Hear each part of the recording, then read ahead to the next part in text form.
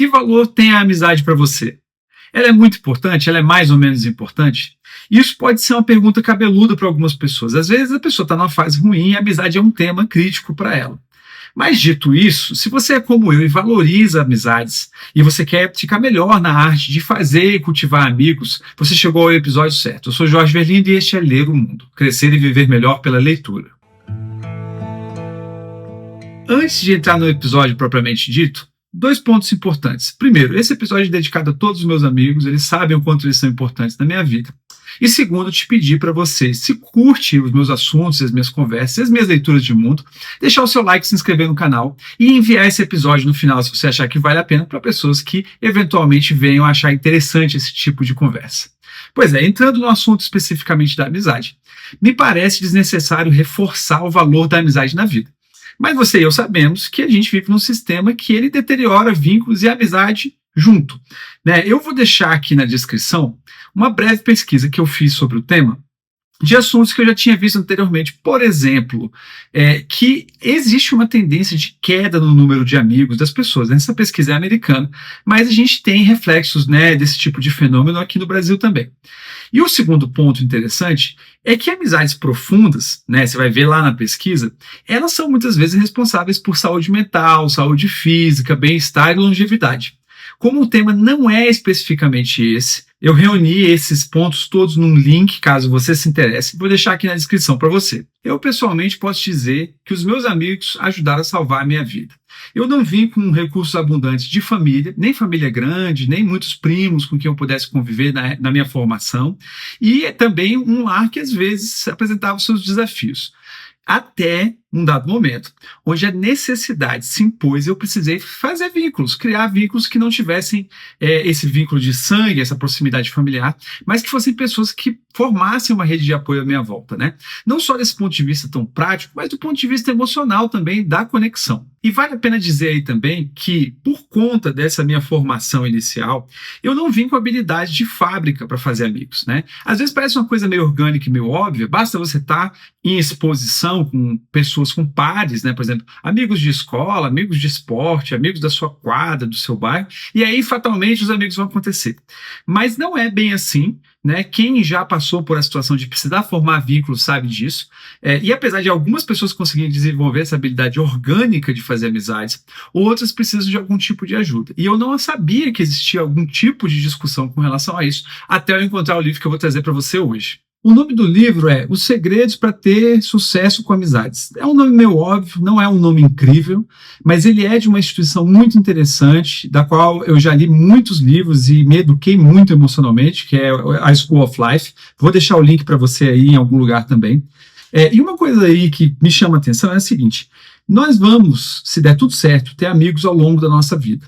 E os amigos, eles vão cumprir uma parte muito relevante do nosso bem-estar, da nossa conexão com o mundo. Como alguns autores dizem, os amigos são o nosso espelho, o espelho da nossa alma.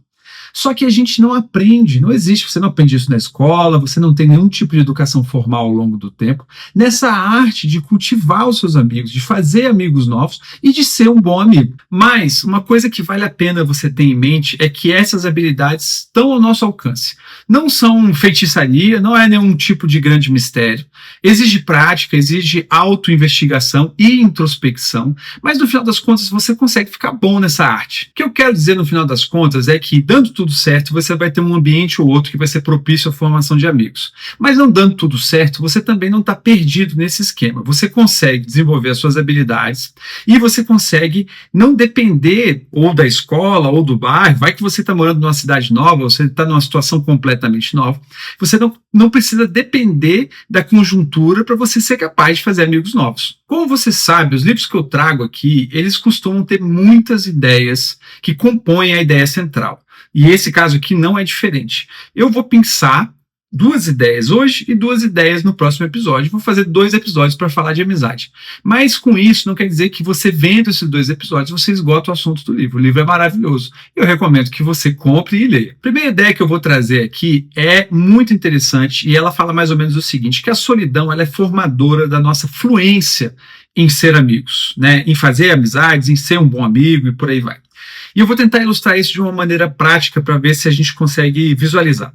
Vamos supor que você foi numa festa.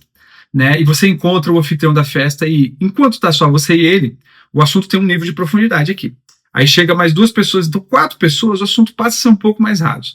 Aí chegam mais 8 pessoas, então 12 pessoas, o assunto passa a ser um pouco mais raso ainda. O que eu quero dizer com isso? Que em ambientes que tem uma muvuca, uma coletividade, é mais difícil a gente estabelecer certos vínculos que geram intimidade, que geram troca, que geram conexão, que são o tipo de amizade que está sendo tratado no livro, que para mim, pelo menos, é muito importante. Com isso eu não quero dizer, né, que os eventos mais extrovertidos, que tem um monte de gente, eles são perniciosos, que você não consegue fazer amigos, etc, etc. Mas eu quero dizer que essa conexão mais profunda, ela não está lá. Né? Ele até brinca que as pessoas que abrem mão desses eventos, da muvuca, elas têm uma ideia mais ambiciosa do que é o contato social. E eu concordo com isso. E aqui cabe um outro ponto interessante ainda dentro do tema solidão, que é o seguinte, que ele diz que para você ser capaz de estabelecer esses laços mais profundos, eles envolvem um grau de introspecção.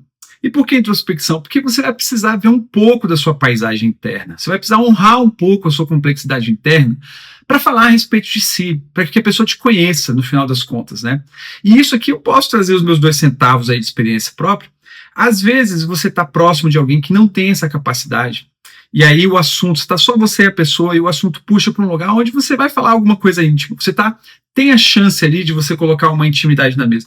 Não estou falando de uma intimidade grotesca, uma coisa bizarra, estou falando de intimidade simples, normal que todos nós temos.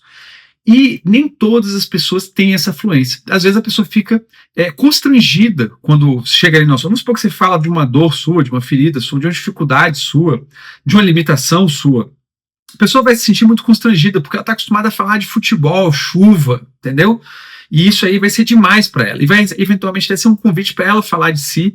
E, como diz o livro também, não sendo uma pessoa que pratica esse hábito pouco ortodoxo de introspectar, ela não vai ter muito para te trazer aí. Muito bem, eu abordei um pouco essa questão da solidão, que o livro trata muito, tem muito mais coisas interessantes lá sobre solidão no livro, né?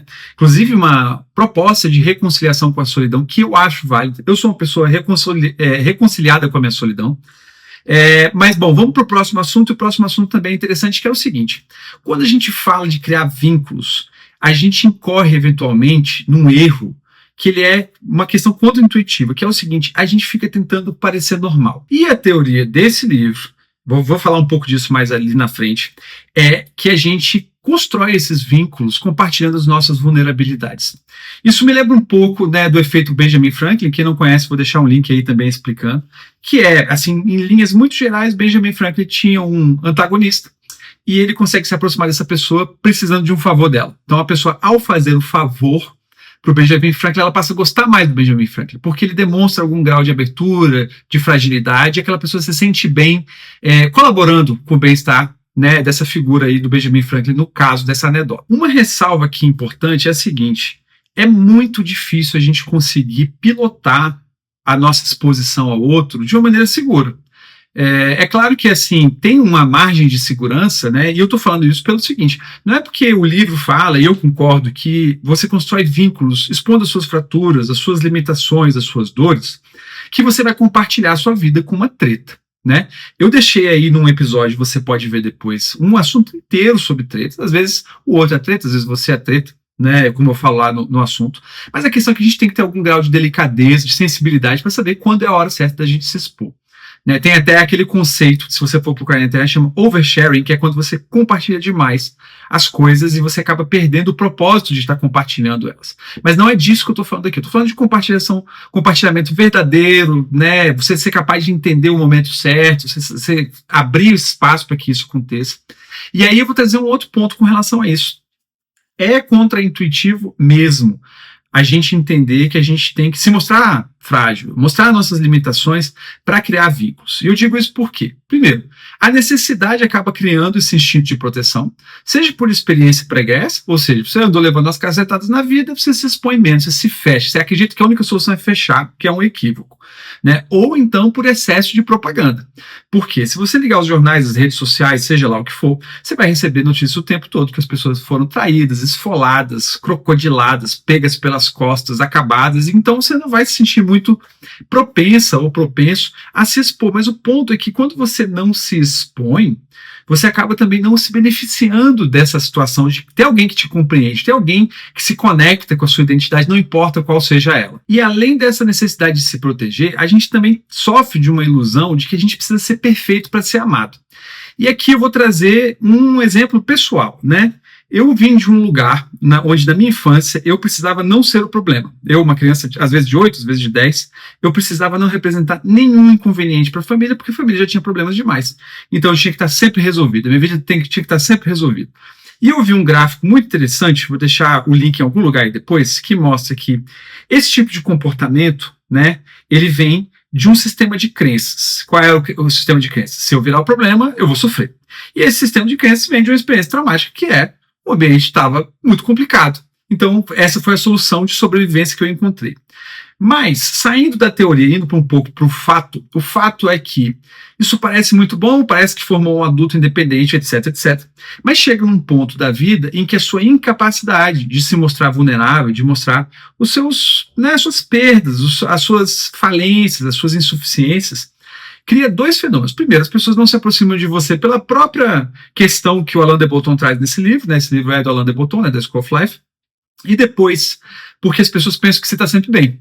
Elas pensam assim, olha, esse cara ou essa mina aí está sempre resolvendo pra caralho, então está sempre bem, eu tô mal. Aí elas vão procurar outras pessoas para elas compartilharem essas vulnerabilidades, e você não vai ser um exemplar de amigo, porque você representa um grau de solução, né, de perfeição, de impenetrabilidade aí na sua vida, que não gera apelo, não gera conexão. E é aqui que eu digo, né, virando aí a narrativa, que eu tive que aprender a demonstrar os meus medos, as minhas falências, as minhas manias, as minhas extravagâncias, né, obviamente com bom senso, né, não espirrando problema no outro e tal. Mas eu precisei assumir esse risco, correndo o risco, inclusive, de fazer isso com pessoas que não merecem, né, a nossa intimidade, a nossa proximidade.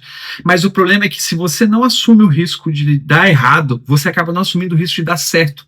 E aí você acaba nunca sabendo como seria você desenvolver um vínculo, uma proximidade com alguém que te quer bem, que te ama. E eu posso dizer por experiência própria que essa recompensa foi muito grande, né? Eu formei uma rede de amigos preciosíssimos, né? Um beijo para cada um deles, pessoas com quem eu posso contar, que contam comigo, que veem, né, traços, me veem em profundidade de campo, veem traços da minha personalidade que outras pessoas de convívio mais superficial não vê. E isso me fez muito bem, como volto para o início da nossa conversa, né? Me fez muito bem, tanto por eu me sentir mais aconchegado, mais seguro, mais em paz, e isso acaba gerando reflexos no nosso físico e no nosso emocional. E para finalizar, eu diria o seguinte: quando você dá esse passo de se expor, você tira do outro a obrigação dele também parecer normal, que é um tipo de punição, uma dança macabra, todo mundo parecendo normal. Nós não somos normais, né? E se o outro for esperto, ele vai acabar se abrindo também. E vai dar margem para vocês construírem um laço de amizade, por exemplo. E que, na minha opinião, é um dos vínculos mais preciosos que a gente tem na vida. Que, ao contrário do de sangue, você consegue escolher, construir e vivenciar. E você, o que você acha desse assunto? Ele tem a ver com a sua experiência, com alguma coisa que você já viveu? Me conta aqui nos comentários. E se por acaso você curtiu essa conversa, de novo, não deixe de curtir o canal, se inscrever e enviar para alguém que você acha que vai se beneficiar desse assunto. Esses gestos ajudam as pessoas que você gosta e também ajudam meus assuntos e minha forma de ler o mundo chegar ao máximo de pessoas possíveis. Muito obrigado e nos vemos no próximo episódio.